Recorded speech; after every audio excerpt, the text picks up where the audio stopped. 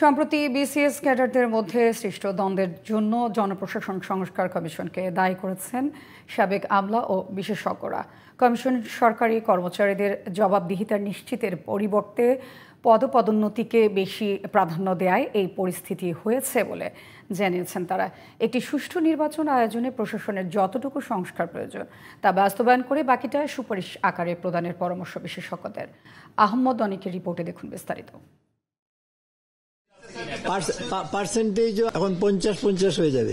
উপসচিব পদে পদোন্নতি নিয়ে জনপ্রশাসন সংস্কার কমিশনের এই বক্তব্যের পর বিসিএস ক্যাডারদের মধ্যে দ্বন্দ্ব চরমে। প্রশাসন ক্যাডাররা কোনোভাবেই 75% কোটা ছাড়তে নারাজ, বরং উপসচিবে পদোন্নতিতে পুরো শতভাগ দাবি করে কমিশন চেয়ারম্যানের পদত্যাগ চেয়ে দিয়েছে 48 ঘন্টার আলটিমেটাম। আমরা প্রশাসন ক্যাডারের উপরে কোনো রকমের সার্জারি বা কোটা আরোপ করতে দেব না। 48 ঘন্টার মধ্যে এই মুহিত ভাই অপসারণ চাই। অন্যদিকে 25 ক্যাডার নিয়ে গঠিত আন্তঃ ক্যাডার বৈষম্য নিরসন পরিষদ চায় কোটামুক্ত উপসচিব পদ।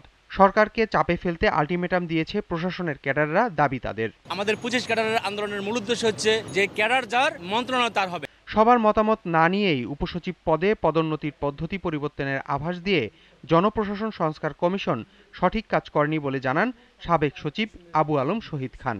পরীক্ষা নেওয়া হবে এবং 50-50 দুটাই ইস্যুই তারা অযথা সামনে আনছেন।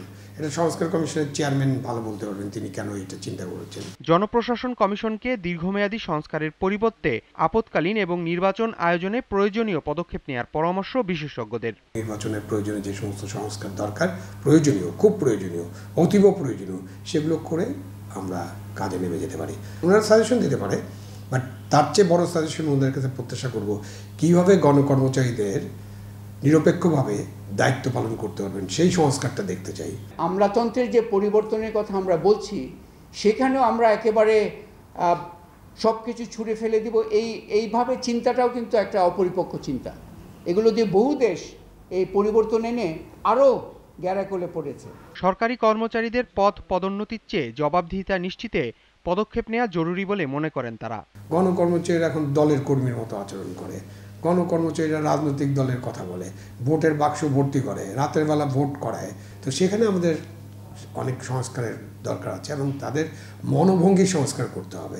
মানবাধিকার এবং সেবার যে নিশ্চয়তা, সেই দৃষ্টিকোণ থেকে সংস্কারগুলো কী হচ্ছে, আমাদের জবাবদিহিতার জায়গাগুলো কোথায় স্থাপিত হচ্ছে, আমরা যে জনমুখী প্রশাসনের কথা ইত্যাদি বলি, এখানে খুবই গুরুত্বপূর্ণ যে এই দৃষ্টিকোণ থেকে দেখা দরকার।